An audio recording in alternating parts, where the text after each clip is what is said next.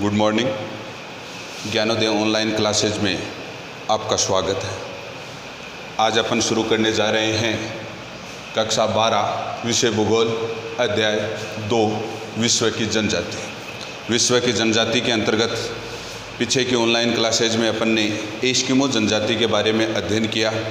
आज शुरू करने जा रहे हैं बुशमैन जनजाति। बुशमैन जनजाति है वो 20,000 वर्षों से अफ्रीका के कालाहारी मरुस्थल में निवास कर रही है। यानी कि ये जनजाति है वो काफ़ी पुरानी जनजाति है जो अफ्रीका के कालाहारी मरुस्थल के अंतर्गत निवास कर रही है। इस जनजाति को उसी के क्षेत्र के अंतर्गत यानी जो कालाहारी मरुस्थल जितनी दूर में फैला हुआ है उस क्षेत्र के अंतर्गत अलग अलग नामों से पुकारा जाता है। यानी इस जनजाति के अलग अलग नाम कौन कौन से हैं। प्रश्न यहाँ ये बन जाता है कि बुशमैन जनजाति को अन्य किस नाम से पुकारा जाता है। इस प्रकार के प्रश्न हैं वो 1 नंबर के निकल करके आते हैं। यानी इस प्रकार की जनजाति को सोन, रवि तथा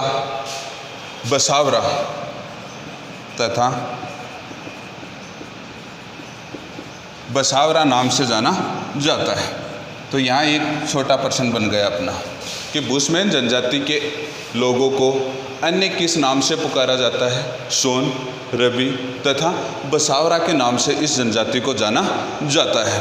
अब अपन इसकी शारीरिक बनावट के बारे में अध्ययन करते हैं कि इनकी जो शारीरिक बनावट है वो कैसी है। जिस तरीके से अपन ने एस्किमो जनजाति की शारीरिक बनावट के बारे में अध्ययन किया था उसी तरीके से बुशमैन जनजाति है उसकी शारीरिक बनावट है वो कैसी है। तो पहला पॉइंट बुशमैन जनजाति का शुरू हो जाता है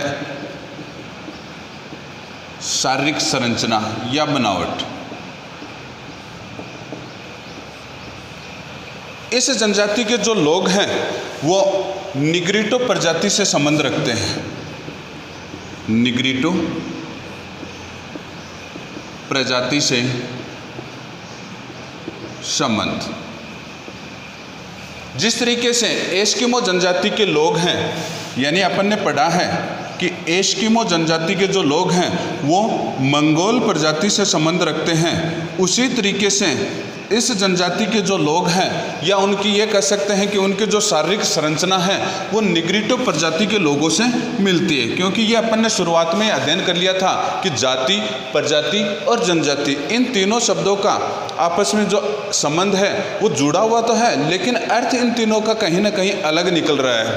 प्रजाति का जो संबंध अपन ने पढ़ा था कि ये रंग के आधार पर, किसी शारीरिक संरचना के आधार पर, रक्त समूह के आधार पर लोगों को एक अलग ही प्रकार की शारीरिक संरचना देती हैं जो अलग ही प्रकार के देखने को मिलती हैं। तो सबसे पहले शारीरिक संरचना के अंतर्गत ये जान लेते हैं अपन कि इस संरचना के जो लोग हैं वो निग्रिटो प्रजाति से संबंध है वो रखते हैं।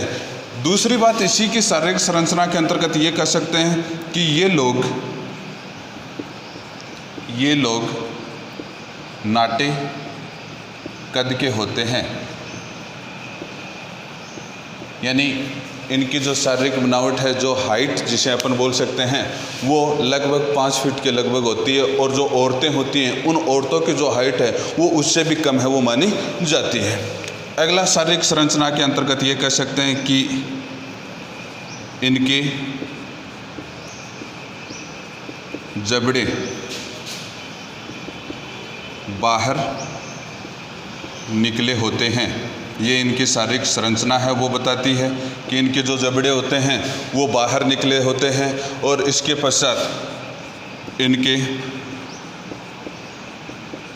होठ मोटे व बाहर निकले होते हैं। उसके पश्चात ये कह सकते हैं कि इनकी आँखें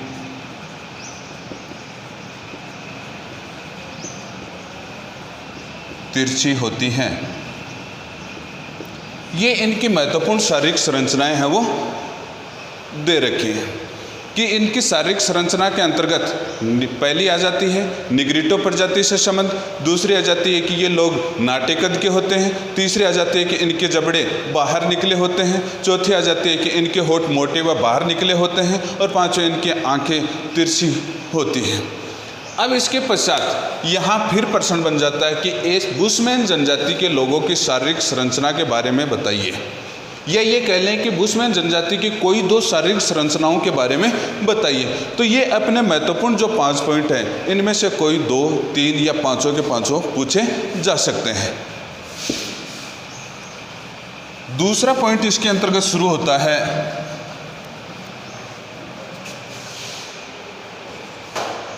निवास क्षेत्र। दूसरा पॉइंट इसके अंतर्गत आ जाता है निवास क्षेत्र, यानी बुशमैन जनजाति के जो लोग हैं वो कहाँ पर निवास करते हैं। अपन ने शुरुआत में पढ़ लिया कि ये अफ्रीका में निवास करते हैं, लेकिन अफ्रीका के ऐसे कौन से क्षेत्र हैं जहाँ पर बुशमैन जनजाति के जो लोग हैं वो निवास करते हैं। तो बुशमैन जनजाति के जो लोग हैं, बुशमैन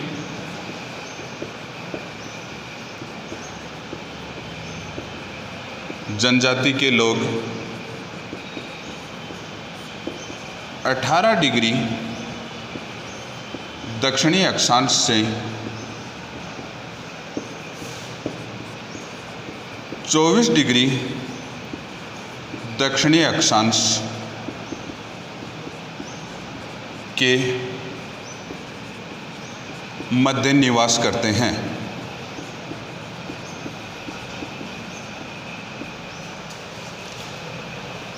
यानी इन जनजाति के लोगों का निवास क्षेत्र जो है वो है 18 डिग्री दक्षिणी अक्षांश, यानी ये कह सकते हैं कि जो 0 डिग्री जो भूमध्य रेखा है उसके नीचे का जो भाग है जो दक्षिणी गोलार्ध के अंतर्गत आता है, उसके अंतर्गत 18 डिग्री दक्षिणी अक्षांश से 24 डिग्री दक्षिणी अक्षांश के मध्य इस जनजाति के लोग हैं वो निवास करते हैं। वर्तमान समय के अंतर्गत इस जनजाति के जो लोग हैं, वर्तमान समय में इस जनजाति के लोग कालाहारी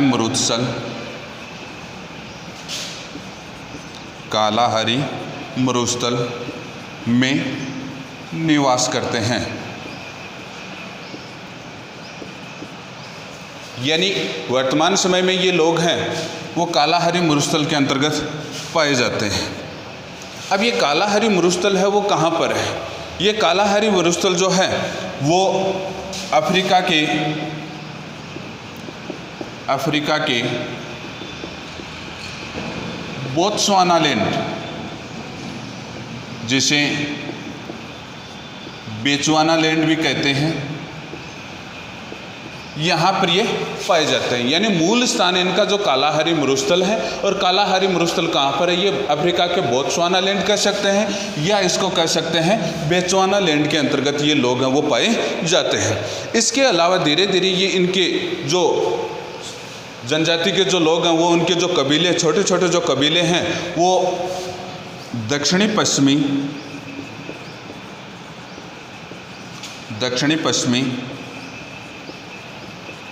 अफ्रीका, उसके साथ साथ में ये कह सकते हैं कि नामीबिया, यानी एक क्षेत्र हो गया बोत्सवानालैंड या बेचुआनालैंड, दूसरा दक्षिणी पश्चिमी अफ्रीका, तीसरा नामीबिया और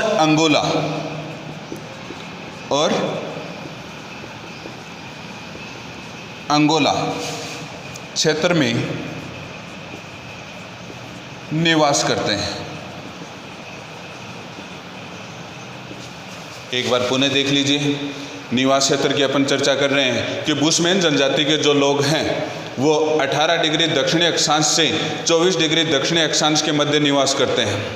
वर्तमान समय में इस जनजाति के जो लोग हैं वो कालाहारी मरुस्थल में निवास करते हैं। कालाहारी जो मरुस्थल है वो अफ्रीका के बोत्सवानालैंड और इसे बेचवानालैंड भी कहते हैं, वहाँ पर है। उसके साथ साथ में कुछ कबीले इनके दक्षिणी पश्चिमी अफ्रीका के अंतर्गत भी पाए जाते हैं, नामीबिया के अंतर्गत भी पाए जाते हैं और अंगोला क्षेत्र के अंतर्गत भी ये लोग हैं वो निवास करते हैं।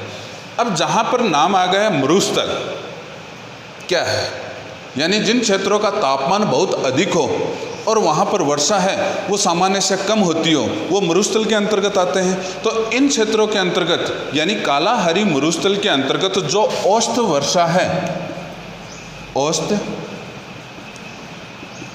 वार्षिक वर्षा 25 सेमी या इससे कम है वो होती है। अब जहाँ पर 25 सेमी से कम वर्षा होती है वहाँ का ये कह सकते हैं कि तापमान अधिक पाया जाता है।